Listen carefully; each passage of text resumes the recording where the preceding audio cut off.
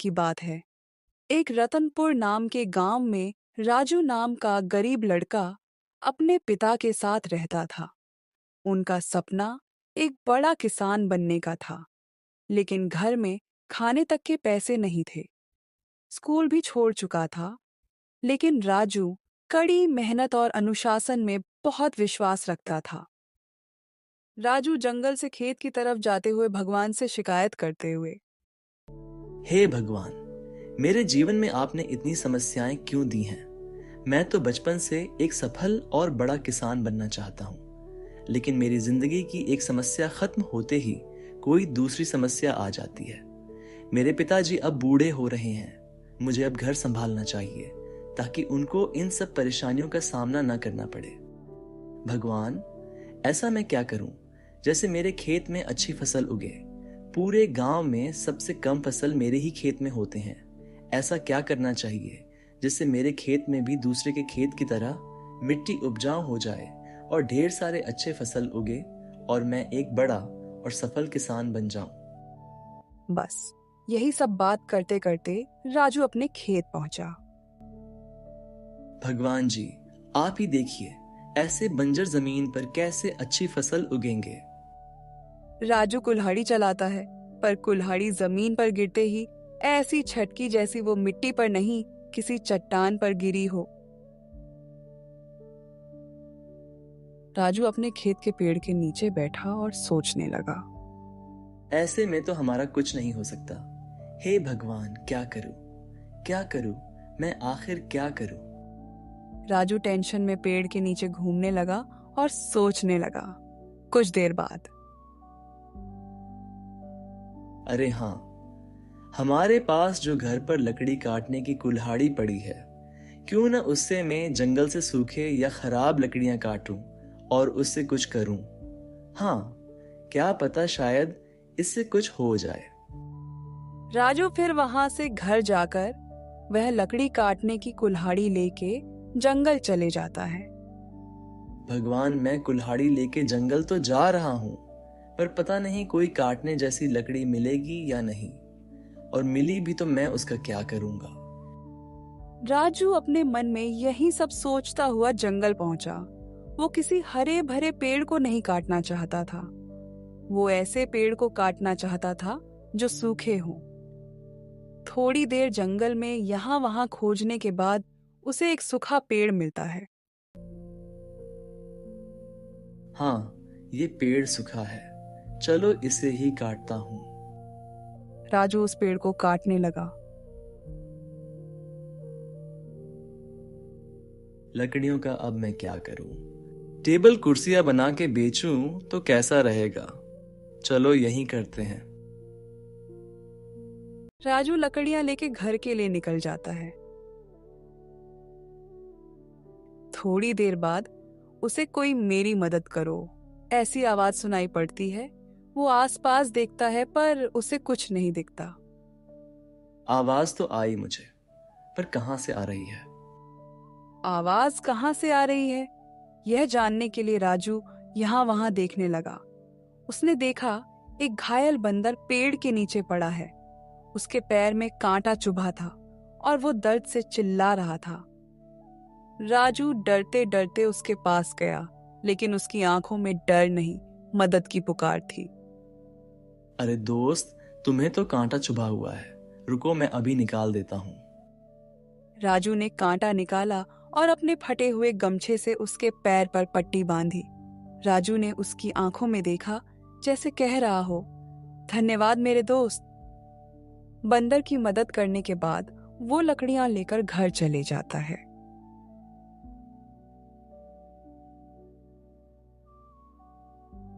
चलो अब लकड़ी को कुर्सी और टेबल बनाने के लिए श्याम चाचा से आरी, कटर और बाकी जरूरी सामान लेके आता हूँ। राजू अपने गांव के रहने वाले श्याम चाचा के यहाँ सामान लेने पहुंचा। घर पर श्याम चाचा हैं क्या? श्याम चाचा घर से बाहर आते हैं। अरे राजू, तू बोलना बेटा, क्या हुआ? बड़े दिनों बाद श्याम चाचा के घर आया है। माफ करना चाचा, अब क्या बताऊं, इस पूरे गांव में सबसे बंजर खेत मेरा ही है। हर साल सबके मुकाबले सबसे कम फसल मेरे ही खेत में होते हैं। पिताजी का भी तबीयत खराब है। ऐसे में मेरा फर्ज है कि मैं अब घर की जिम्मेदारियों को उठाऊं। पर चाचा, खेत में मिट्टी नहीं पत्थर हो चुके हैं। उन पे कुल्हाड़ी चलाने पर काम नहीं हो पा रहा है। इसलिए मैंने सोचा कि जंगल से सूखे लकड़ियां काट के टेबल कुर्सी बना के बेचूं। अरे राजू बेटे, तू तो बहुत बड़ा और समझदार हो गया है। ये सुन के बहुत दुख हो रहा है कि तुम्हारे पिताजी की हालत खराब है और खेत की हालत बहुत खराब है। पर तुम चिंता मत करो, मैं तुम्हारी मदद करूंगा। क्या सच में चाचा? मैं पर कैसे? देखो बेटा, तुमने आज तक कोई इस तरह का काम नहीं किया है, पर मैंने ये काम बहुत लंबे समय से किया है, तो तुम फिक्र मत करो। मैं तुम्हें ये काम सिखाऊंगा। क्या सच में श्याम चाचा आप मेरी मदद करेंगे? आपका बहुत बहुत धन्यवाद। हाँ बेटे, कोई बात नहीं। तुम लकड़ियां सीधे मेरे यहाँ लेते आना। मैं तुम्हें यहीं सिखाऊंगा, और जो भी सामान बन के तैयार हो जाएगा तो तुम उनको बाजार में बेच देना। ठीक है ना? जी चाचा जी। अच्छा, अब मैं चलता हूँ। कल आ जाऊंगा लकड़ियां लेके। ठीक है बेटा, जाओ। उसके अगले कुछ दिन राजू जंगल से सूखी लकड़ियां लेके श्याम चाचा के घर जाता और श्याम चाचा राजू को फर्नीचर का काम बखूबी से सिखाते थे। और समय मिलने पर राजू अपने खेत में भी थोड़ा काम कर लेता था, जैसे मिट्टी खनना, ताकि वो आम खेतों की तरह नरम हो जाए। वहीं पर वो घायल बंदर अब ठीक हो चुका था। अब वो जंगल से बहुत सारी बीजें ले आया करता और राजू के खेत में फेंक देता, जिसके कारण समय के साथ राजू का खेत बहुत अच्छा हो गया और उस पे अब धीरे धीरे फसल आने लगे।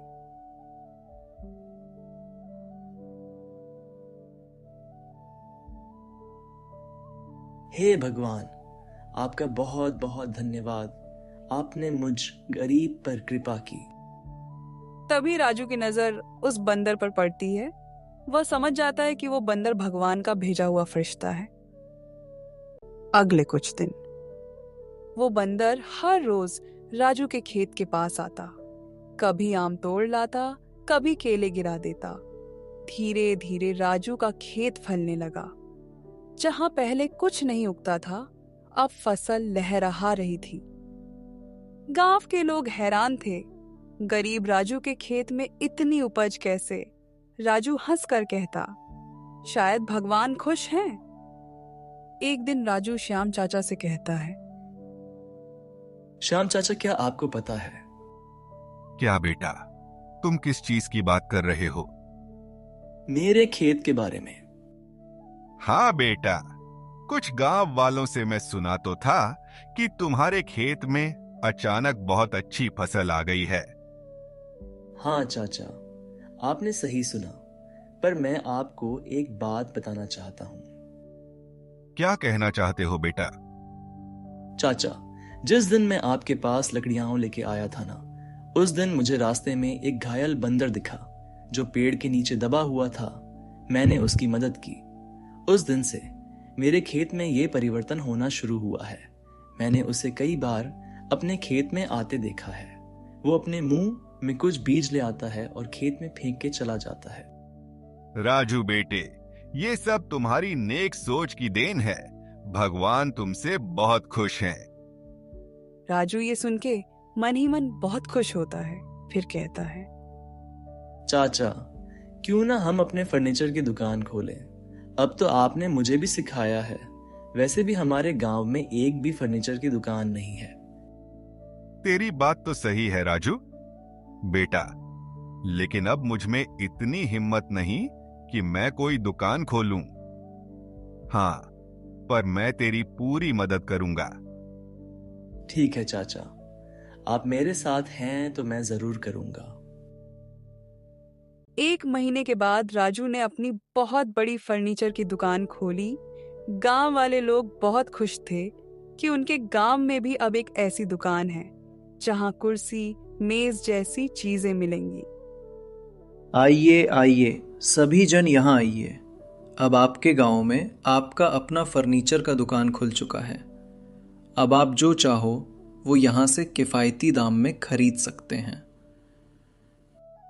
गांव वाले जुट गए। गांव के बहुत से लोग इतनी बड़ी दुकान तो देखे तक नहीं थे। अरे राजू बिटुआ, ये दुकान खोल के तुम बहुत बढ़िया काम किया। अब हम गांव वालों को कम से कम इन सब चीजों के लिए तो शहर नहीं जाना पड़ेगा। ए राजू, तू और बाकी चीजों का दुकान क्यों नहीं खोल देता? ऐसा होने पर हमारी सब तकलीफ दूर हो जाएगी। अरे अम्मा, अगर भगवान की इच्छा होगी तो सब करेगा अपने गांव वालों के लिए आपका राजू। ये सुन के सभी गांव वाले खुश हो जाते हैं। अब राजू की जिंदगी में खुशियां ही खुशियां थीं, क्योंकि अब उसके खेत में बहुत अच्छे फसल आ रहे थे और घर पर पिताजी भी बहुत खुश थे। राजू की कुर्सी, टेबल और मेज की दुकान भी बहुत अच्छी चल रही थी और राजू श्याम चाचा की भी बहुत मदद करता था। सब अच्छे से बीत रहा था। एक दिन की घटना, गांव में एक व्यापारी आया और अरे भाई, क्या तुम राजू हो? जी बोले, क्या काम है? और राजू भाई कैसे हो? सुना है आपके पास एक खेत है जिसमें कोई खास फसल नहीं होती, तो क्यों ना वो मुझे दे दो। मैं वहां एक स्कूल बनवाना चाहता हूं जहां आपके गांव के बच्चे पढ़ सकें। देखिए साहब, आपका बहुत बहुत धन्यवाद कि आप हमारे गांव के बच्चों के बारे में इतना सोच रहे हैं। लेकिन अब मेरे उस खेत में बहुत अच्छी फसल हो रही है। आप ऐसा कीजिए कि हमारे गांव के मुखिया के पास जाएं और इसके बारे में बात करें। वो पक्का कोई ना कोई हल देंगे। व्यापारी मन ही मन सोचने लगता है। अरे बेवकूफ, अब तुझे कैसे बताऊं कि मुझे यहाँ तेरे पास तेरे मुखिया ने ही भेजा है ताकि मैं तेरा खेत खरीदूं और ढेर सारा पैसा कमाऊं। ये स्कूल खोलना तो बस एक बहाना है। व्यापारी अपनी चालाकी लगाते हुए बोला। अरे सुनो, हाँ साहब, बोलिए। दरअसल राजू भाई, मैं तुम्हारी जमीन इसलिए खरीदना चाहता हूं क्योंकि तुम्हारी जमीन बहुत उपजाऊ है। वहां पर मैं हाइब्रिड फसल उगाऊंगा और शहर में अपने दुकान पर बेचूंगा। तो फिर स्कूल? हाँ हाँ, अब स्कूल तो फिर कभी खोल लेंगे।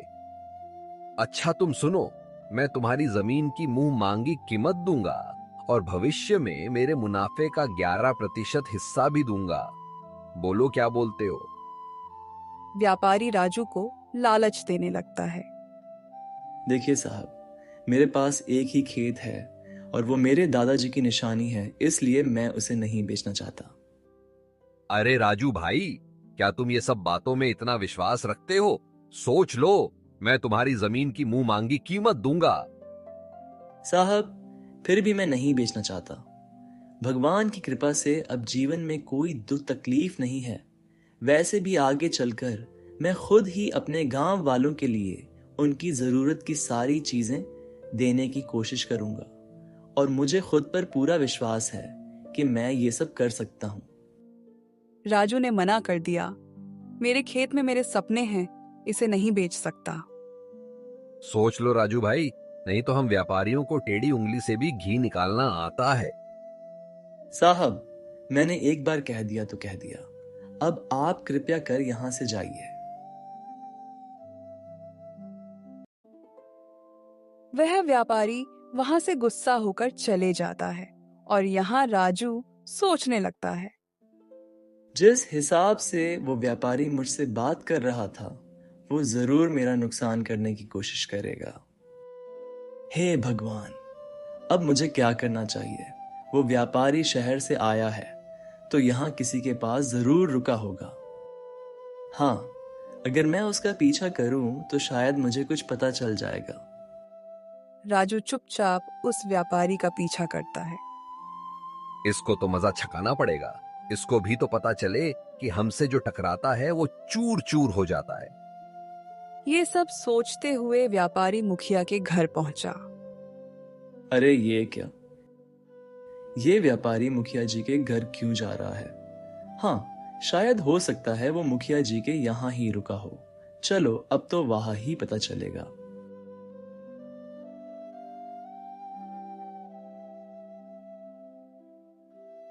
क्या बात है टिंकू व्यापारी, निकल गई हेकड़ी सारी की सारी? अरे इतना गुस्से से लाल पीला क्यों हो रहे हो?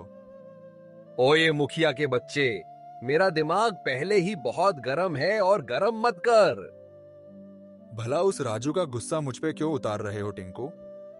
मैंने तो तुम्हें पहले ही बताया था कि वो अपनी जमीन किसी को नहीं बेचेगा। अगर बेचता ना तो सबसे पहले मैं ही खरीद लेता। अरे क्या बला है वो पागल राजू, पता नहीं किस मिट्टी का बना है, मानता ही नहीं। मैंने उसे मुंह मांगी कीमत की ऑफर भी दी, लेकिन उसने ठुकरा दिया। ओ ये मुखिया, हाँ बोलो टिंकू।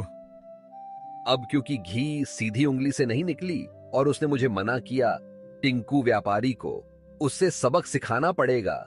इसीलिए मैंने सोचा है कि आज रात मैं उसके खेत में आग लगवा दूंगा। अरे बाप रे, ये व्यापारी तो सच में मेरा नुकसान करना चाहता है। अब क्या करूं?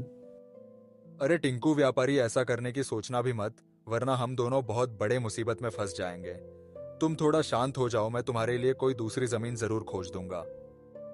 नहीं, मुझे उस राजू की ही जमीन चाहिए, क्योंकि मेरे कर्मचारी ने रिसर्च करके बताया है कि उस राजू जितनी उपजाऊ खेत यहाँ क्या पूरे देश में कहीं नहीं होगी। इसलिए अब जो चीज मेरी नहीं होगी तो मैं उसे किसी और की भी नहीं रहने दूंगा, क्योंकि मुझसे जो टकराएगा वो चूर चूर हो जाएगा। अरे टिंकू व्यापारी, तुम समझते क्यों नहीं?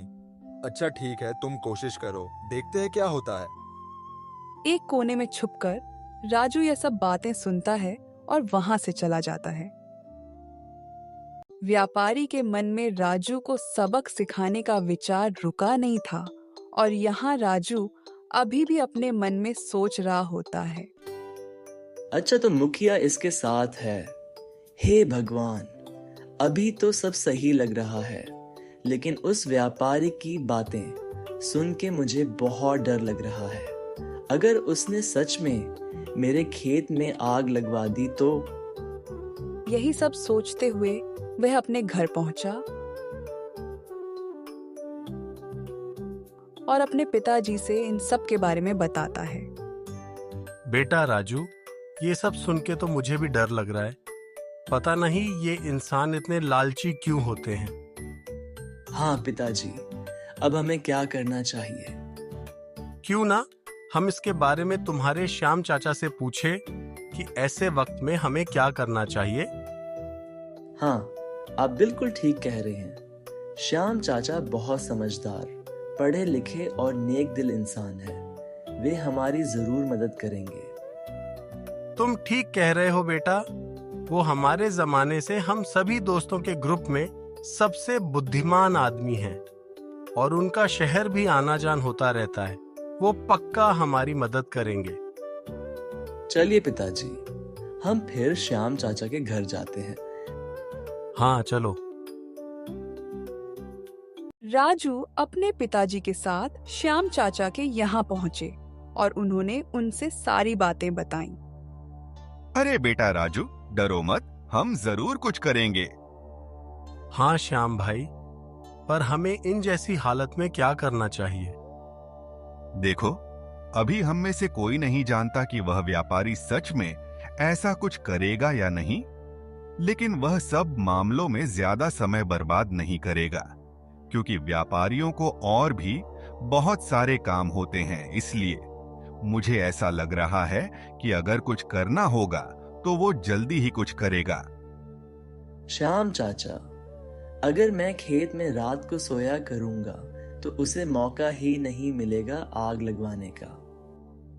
तुम सही कह रहे हो बेटा, लेकिन हमें ऐसे गलत काम करने वाले लोगों को सजा जरूर देनी चाहिए, ताकि ऐसे काम करने से लोग डरें। बिल्कुल ठीक कह रहे हो श्याम भाई, ऐसे लोगों को सबक जरूर सिखाना चाहिए। तो अब हम क्या कर सकते हैं?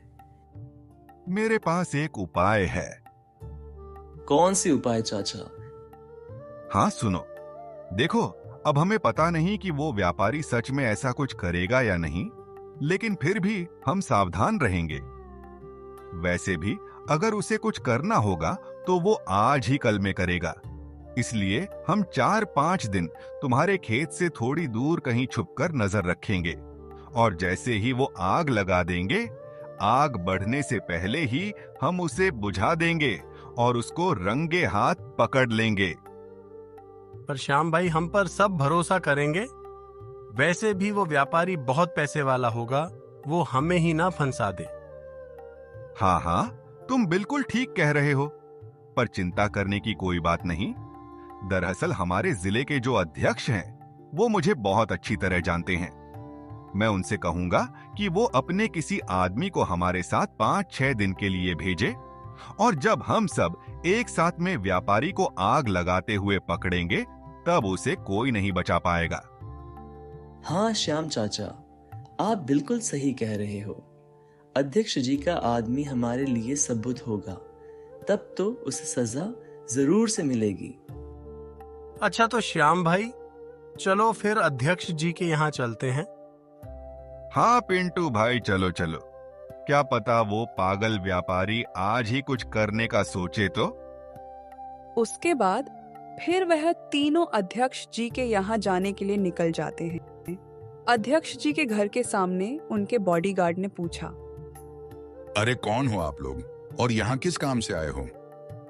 सुनिए भाई, मैं श्याम, यहीं पड़ोस के गांव का रहने वाला हूं। ये मेरा दोस्त पिंटू भाई हैं, और ये उनका लड़का राजू है। जी, हम अध्यक्ष श्री आदित्यनाथ योगी जी से मिलना चाहते हैं। देखिए, ऐसे हम किसी को मिलने नहीं दे सकते। हाँ, अगर आपके पास अपॉइंटमेंट हो तो मैं आपको अंदर जाने दे सकता हूं। देखिए सर, हमारा कोई अपॉइंटमेंट नहीं है, लेकिन कृपया आदित्य जी से बस इतना कह दीजिए कि कुछ लोग गांव से आए हैं, उन्हें आपसे बात करनी है। आप लोग दिखने में तो सीधे साधे लोग हैं। चलिए ठीक है, मैं अभी जाके उनको बताता हूँ।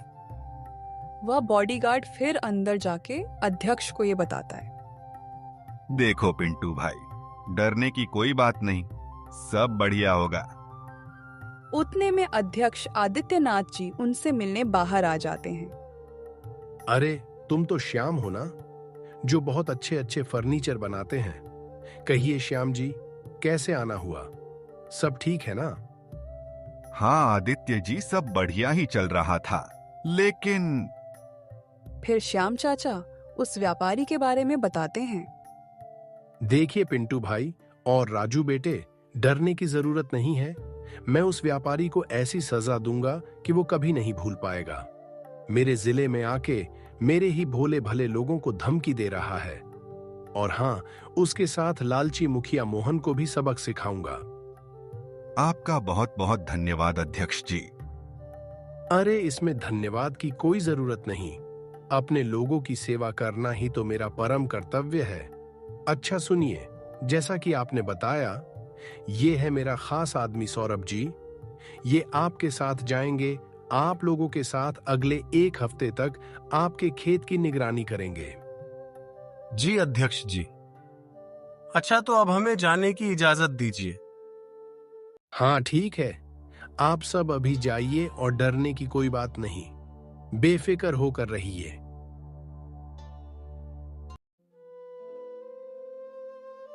फिर वह लोग वहां से गांव में आ जाते हैं। उन्हें अपने खेत से थोड़ी दूर पे एक छिपने जैसा छोटा सा मिट्टी के अंदर कमरा बनाते हैं, और फिर वहां से अपने खेत की देखभाल करते हैं। एक दिन और एक रात बीत जाती है, पर वह व्यापारी वैसे कुछ नहीं करता। पर दूसरे दिन वह व्यापारी बाजू के गांव में कुछ गुंडों से बात करता है। सुनो, अगर तुम लोगों ने मेरा काम कर दिया तो मैं तुम्हें दुगने पैसे कमा के दूंगा। अरे मालिक, टेंशन काहे ले रहे हो? हमारा मतलब है आप टेंशन से फ्री हो जाएं। समझ गए ना सर? हाँ ठीक है, आज रात को आग लग जानी चाहिए ताकि उसको पता तो चले, हमसे जो टकराएगा वो चूर चूर हो जाएगा। उस रात वो व्यापारी के गुंडे राजू के खेत में आग लगाने लगते हैं। वो जैसे ही आग लगाते हैं, राजू, श्याम चाचा, पिंटू और सौरभ जी सभी वहां पहुंचते हैं। सब मिलके उन्हें पकड़ लेते हैं। आग बढ़ने से पहले वो आग बुझा देते हैं। अगले दिन सुबह में अध्यक्ष आदित्यनाथ योगी जी गांव में पहुंचते हैं। तो तुम हो उस व्यापारी के भेजे हुए गुंडे? सुन, सच उगल दे, वरना ऐसा सजा दिलाऊंगा कि पूरी उम्र जेल में गुजरेगी। गुंडे डर जाते हैं और फिर कहते हैं, अरे सर, हम लोगन का माफ करा। अरे ऊ ससुरा व्यापारी हमसे जबरदस्ती ई काम करवाया है। हमें माफ कर दीजिए योगी जी, आगे से ऐसी गलती नहीं होगी। सुनिए सौरभ जी। जी सर। अब क्योंकि इन लोगों ने पूरे गांव वालों के सामने सच उगल दिया है, तो अब हमें व्यापारी और मुखिया को सजा देने का समय आ गया है। जाइए और उन्हें गिरफ्तार करके लाइए। जी सर। फिर सौरभ जी उस व्यापारी और मुखिया को गिरफ्तार करवा के गांव में ले आते हैं। सजा के नाम पर मुखिया को मुखिया के पद से हटा दिया जाता है और व्यापारी को 1 साल 6 महीने की जेल होती है। फिर उसके बाद गांव वाले सभी जन सुनिए। अब क्योंकि आपके गांव का मुखिया इस वक्त कोई नहीं है, इसलिए मैं इस जगह नया मुखिया का पद आपके चहीते राजू को बनाना चाहता हूं। बेटे राजू, तुम्हें कोई आपत्ति तो नहीं? आदित्य जी, आपने हमारी मदद की, हमारे लिए इतना ही बहुत है। रही बात मुखिया के पद की, तो हमारे गांव में श्याम चाचा जितना और कोई काबिल नहीं है। वो एक नेक दिल, समझदार और ईमानदार इंसान है। इसलिए मैं चाहता हूं कि उन्हें हमारे गांव का नया मुखिया बनाना चाहिए। गांव वाले राजू के सुझाव से सहमत थे, इसलिए अध्यक्ष जी ने उन्हें गांव का मुखिया घोषित कर दिया। अच्छा राजू बेटे, श्याम जी, पिंटू भाई, अब मैं चलता हूं। सौरभ जी, चलिए चलते हैं। सर, मैं राजू से थोड़ी बात करना चाहता हूं। जी बिल्कुल, कर लीजिए। सौरभ जी राजू से कहते हैं, बेटे राजू, तुम्हारा अपने गांव वालों के लिए प्यार देखकर मुझे मेरे पिताजी की याद आ गई। इसलिए मैं तुम्हें कुछ बातें बताना चाहता हूं जो तुम्हें अपने गांव वालों के लिए सब कुछ करने में बहुत मदद करेगी। ये तो आपका बड़प्पन है सौरभ जी, मैं इसके लिए आपका शुक्रगुजार रहूंगा। बेटा, आज कल के जमाने में बहुत आसानी से तुम इंटरनेट का उपयोग करके तुम बहुत कुछ ऐसा सीख सकते हो जिससे तुम दिन दुगना और रात चौगनी तरक्की कर सकते हो। क्या सच में सौरभ जी? मैं इंटरनेट से क्या सीख सकता हूँ? राजू, तुम इंटरनेट से शेयर बाजार, इन्वेस्टमेंट और स्मार्ट सेविंग जैसी चीजें सीख सकते हो। मुझे इसके बारे में मेरे पिताजी बताते थे। ये चीज बहुत मददगार साबित होती है। सौरभ जी, मैं सेविंग, इन्वेस्टमेंट के बारे में तो सुना हूं, पर शेयर बाजार के बारे में नहीं। ये क्या होता है? बेटा, शेयर मार्केट एक ऐसा इंटरनेट प्लेटफॉर्म है जहां तुम शेयरों को खरीद और बेच सकते हो। लेकिन बेटा, ये बहुत जोखिम भरा भी होता है। इसमें बिना सीखे पैसे डालने पे नुकसान होने का बहुत ज्यादा चांस होता है। इसलिए पहले तुम इसे धीरे धीरे मोबाइल पर सीखो और फिर सीखने के बाद इसमें इन्वेस्ट करो। हाँ सौरभ जी, आप चिंता मत करो, मैं वैसा ही करूंगा जैसे आप कहेंगे। लेकिन मैं मोबाइल से कैसे सीख सकता हूँ? बेटा, इंटरनेट पर ऐसे बहुत से अच्छे लोग मिल जाएंगे जिनसे तुम सीख सकते हो और सीखने के बाद भी ब्रोकर की मदद से इन्वेस्ट और ट्रेडिंग कर सकते हो। लेकिन बेटा, हमेशा याद रखना, लालच बुरी बला है। पहले सीखना फिर करना। आपका बहुत बहुत धन्यवाद सौरभ जी। मैं पहले बहुत अच्छे से सीखूंगा, फिर ही करूंगा। कुछ दिन बीत जाते हैं। राजू अब शेयर मार्केट की मदद से अपने व्यापार को बहुत आगे बढ़ा देता है। उसने अपने गांव में अस्पताल, स्कूल, कॉलेज, अच्छी सड़क, हर चीज की दुकान। अपने गांव वालों को वो हर चीज दी जो उसने कही थी। श्याम चाचा अब गांव के नए मुखिया हैं। वो बंदर अभी भी राजू के खेत में आता रहता है। गांव के सभी लोग बहुत खुश थे और इसी तरह ये सब चलता रहता है।